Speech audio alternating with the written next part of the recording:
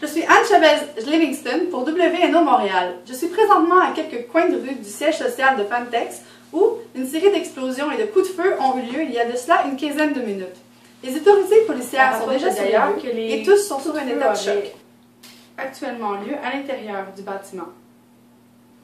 Je vous rappelle, chers téléspectateurs, que tout cela arrive alors que les autorités judiciaires du conglomérat américain auraient découvert une série d'éléments incriminants contre la division montréalaise de Pantex. Les autorités viendraient tout juste de déposer une série de dossiers pour espionnage industriel, fraude, vol de brevets ainsi que complot. Devant ces lourdes accusations, les porte-paroles de QOC Montréal ainsi que Synapse Pharmacologie Montréal ont annoncé par leur maison mère qu'ils avaient décidé d'expulser Pantex International de leur consortium pharmaceutique. Consortium, je vous rappelle, qui est à l'origine du développement du mitigé et célèbre Sérum PR Gen 64. Nous avons la chance ce soir d'avoir un homme prestigieux d'affaires qui viendra nous donner son opinion sur les événements. William Hemsworth se joint à nous. Bonsoir, mademoiselle Livingston. Bonsoir, monsieur Hemsworth. Comment allez-vous? Bien, merci. Pouvez-vous nous expliquer les événements de ce soir? Eh bien, l'étalage de violence dont la population a été témoin, surtout dont elle a été victime ce soir, est clairement un coup d'État organisé par la Quantum Corporation. Eh bien, est-ce vrai que les pertes seront considérables pour Pantex Montréal? Les rapports préliminaires rapportent que les pertes sont totales. Certains des documents que j'ai eu la chance de consulter nous indiquent que les infrastructures ne sont que cendres. Dans un tout autre ordre d'idée, vous venez tout juste d'être... Oui.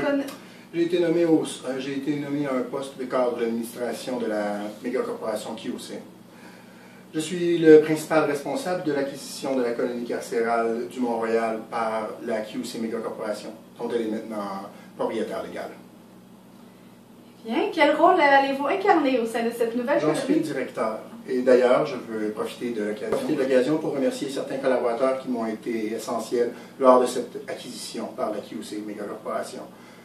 La Umbrella Corporation, la Steiner National Bank, ainsi que certains associés qui ont été plus qu'essentiels.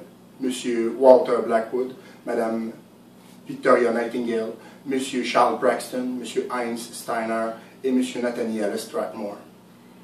Eh bien, pour clore l'entrevue, je crois que vous vouliez déjà prendre quelques mots pour... Oui, je veux annoncer l'élaboration d'un programme de réhabilitation pour humains surdoués.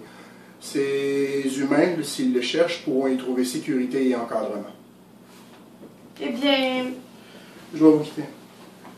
Merci de votre temps si précieux, M. Hemsworth. C'était Anne Chavez-Livingston. Un instant, cher auditeur. Uploading the data. Ok, il nous reste 300 mecs, il faut absolument le clencher. Okay.